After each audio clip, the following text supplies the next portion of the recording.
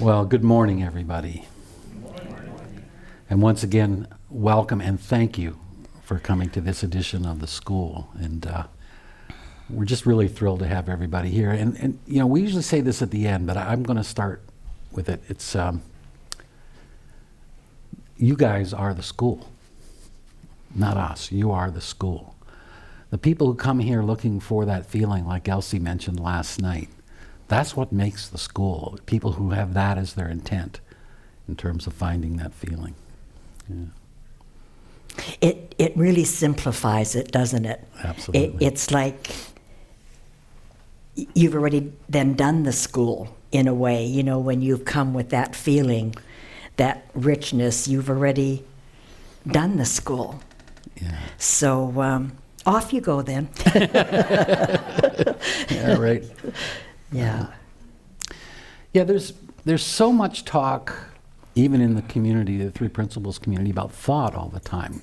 And there's a place for that. I mean, as we begin to understand the role of thought and what it does in our life, there are some common sense things we can see in what thought does and make slight changes or even big changes.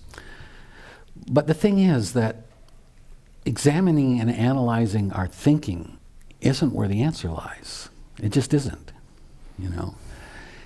The hard part to understand in terms of the simplicity of what Sid discovered was that when you get quiet, when thoughts from the past subside just for a split second, when that moment comes, your thoughts are automatically reordered.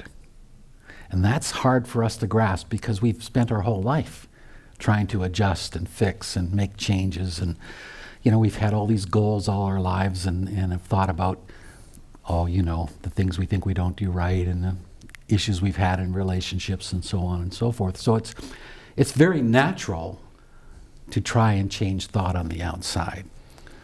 But when we really listen to Sid's message, what we see is that all of that, and I think everybody in this room understands this to one degree or another, all of that thinking just creates an illusion of who and what we are. And it's not who and what we are. And so the deeper understanding, the deeper shift that we experience when that beautiful feeling comes is that we just get quiet enough so that that true self, who and what we are before thought, right?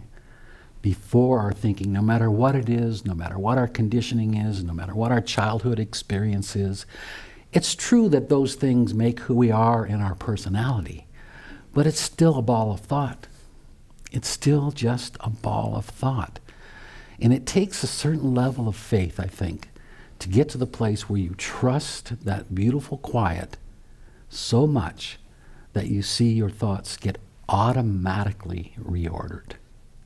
You automatically have a shift in your level of consciousness, and you don't see just the one thing that you've been concerned about or whatever change. You see all the way across the board, the complete kit shifts, and you see a new world.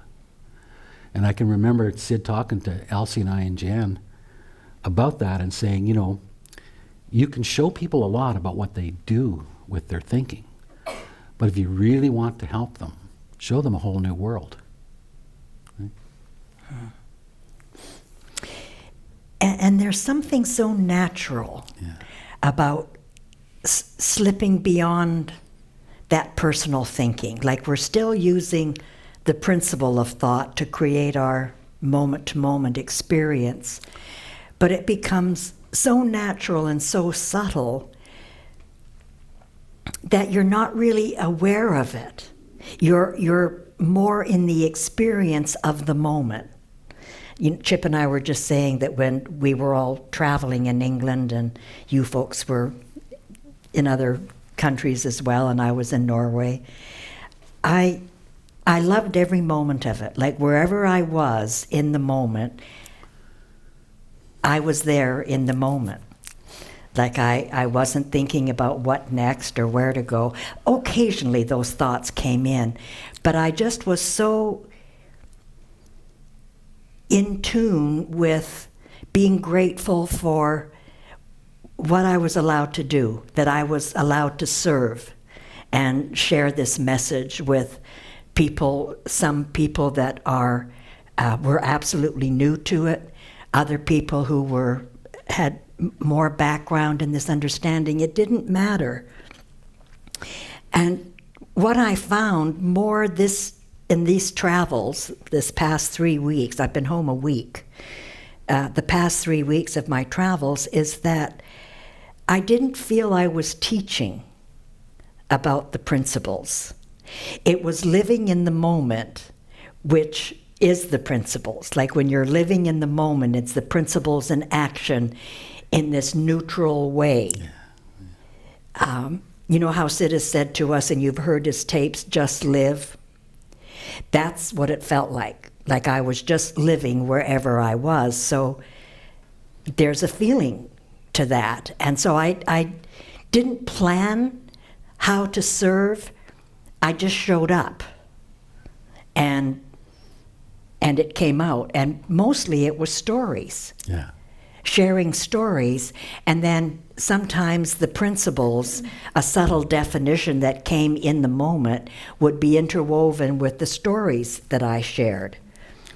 And I loved that, and I could see that the people were really moved by that. Like, especially the new people who thought they were coming in, who some of them didn't even know why they were there, especially in Norway. It's like, what am I doing here? My friend said to me 2 days ago I should come and, listen to this woman from Canada, maybe a little bit crazy woman from Canada, and, why am I coming? And so they hadn't really heard about the principles, but they were taken in and touched by the feeling and by the stories. The results that I had shared, and some personal stories, some stories of what I had observed in all this time. The story of Sid, they just found so touching, so moving, that an ordinary working man could have this profound experience that would ripple out and start to shift understanding in the world, start to shift the foundation of psychology and psychiatry. Who wouldn't be fascinated by that? Yeah. And people were really, really touched by the stories. And one person said to me, like, you haven't really explained the principles, but somehow I'm feeling them. I'm feeling something stirring inside, and that's it. Like, I wouldn't say any more to him because he was already there. He was sharing that experience with me, and so then we were in the moment together. It really is magic, in a way, magic and mystical, how this unfolds, and the simplicity and the profundity of it. In one session in London, someone came up to me in the break and said, "Gosh, Elsie," he said, your session really was aromatic. And I thought, God, that's interesting. That's what I thought. It's so different. And I love when people say original phrases. That really moves me. And often it'll move me into insight, their original voice. And I said, aromatic, that's never been said to me before. And so flavorful, yes, I can see that, and spicy, maybe sometimes a bit spicy. And he said, no, Elsie. I said, your session has an air of magic. Oh! But what I heard with his, really rich English accent was aromatic. And from then on, it was kind of this tag phrase wherever I went, because I just loved that, how what I thought I heard was something different, and they both fit.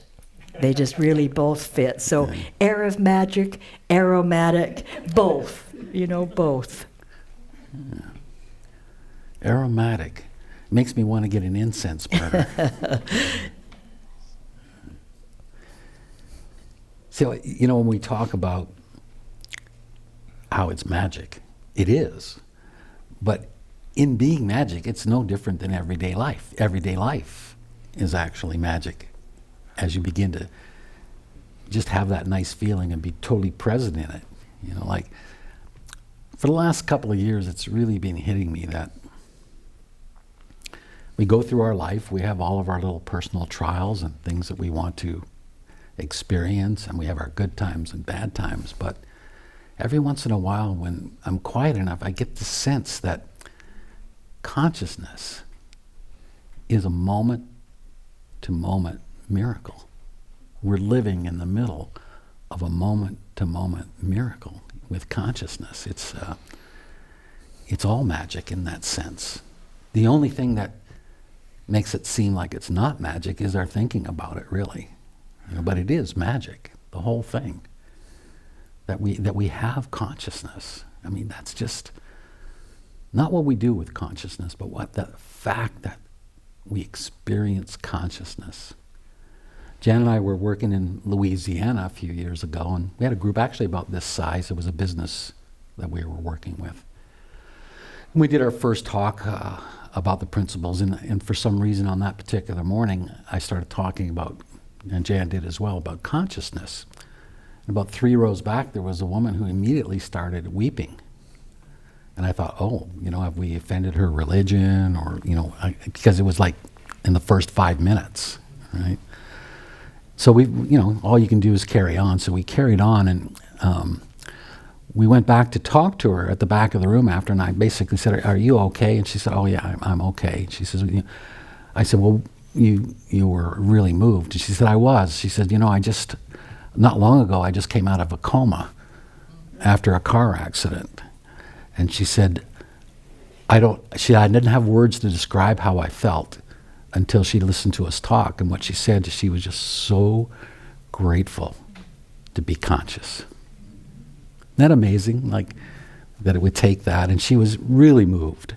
And so in that sense, that person in that moment who'd never heard anything about the principles was experiencing not what consciousness does, but what it is. And that's where the power is in the principles, and not what mind does or what consciousness does or what thought does, what they are, And I'll never forget that, because she was so moved, and it made me feel like I could take another look at the gift of being conscious. I could take another look at that and just see how absolutely amazing it is. But here's the funny thing in terms of the practicality of looking at what mind is, the spiritual facts of what mind is, what consciousness is, and what thought is that when we look in that direction, it has automatically a quieting effect on us, because it's so simple. If anything you think beyond just seeing the power that each of those are, the power that creates the reality that we see, the life that we experience, any detail beyond that simplicity is not it. And yet when we look in that direction and we get quiet, the practicality is that our thoughts, our worldview, our idea of who and what we are is automatically reordered. Actually, it's not reordered. It's always been that. We've always been that true self. What's reordered is our ability to see it more and to feel it more. And so our thinking is reordered, but also our day-to-day thinking. Like to this day, after 40 or 43 years, when Jan met Sid, and probably most of you know the story before I did, and our marriage was a total mess. And within a matter of, 3 or 4 weeks, everything was okay.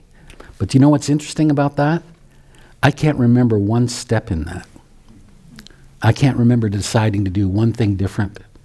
I can't remember any particular issue that got resolved.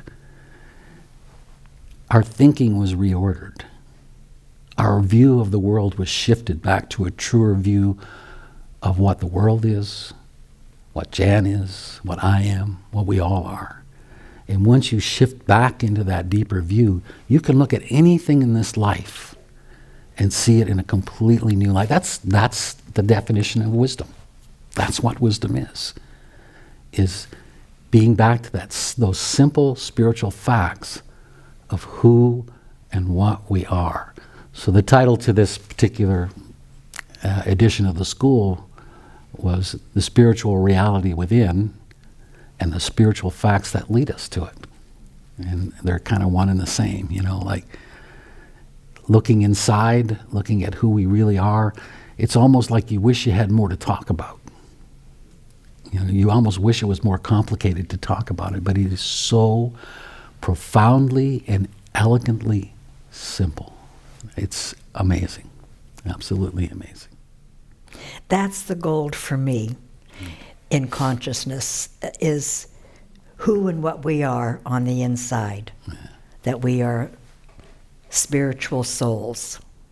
That's the gold for me. And I know in the 3P community, kind of the long time explanation is it brings our thinking to life. And that's true. It does. But throughout Sid's book, in The Missing Link in particular, and I've identified passages for a project that I was involved in, Sid consistently links consciousness to soul. And he honors the field of psychology by saying that in the beginning, and he learned this from the first psychologist that came to the island, because Sid knew nothing about psychology. He was a welder, so he knew nothing about psychology. And he would ask them, as he was sharing what he had uncovered, he would say to them, like, and so what does this mean in the field of psychology and in your education? And one of the things he asked them was, what was the original definition of psychology? And it was the logic of the soul. And that was like another explosion for him, another insight. It's like, well, that they ever left that they moved beyond that to have it more like a psychological, mental, intellectual. Study behavior. Into behavior instead of the soul, really focusing on the soul, where education and understanding still happens, but it happens not through the intellect. The intellect will catch up, but it happens via insight. A whole new way of learning, insight from the inside out. You learn how we work. But you go home first. You go back to soul first. And as I began to get more a taste of that via a feeling, like I got a feeling when Sid would talk about soul, I got a feeling there more than when I heard other people talk about, you know, consciousness brings our thinking to life. It just didn't have the same to it. And so that, to me, it was the feeling. Sid always said, you know, get the feeling. Even if you don't understand, you can understand. If you get a feeling, it's working. You're starting to uncover your true nature.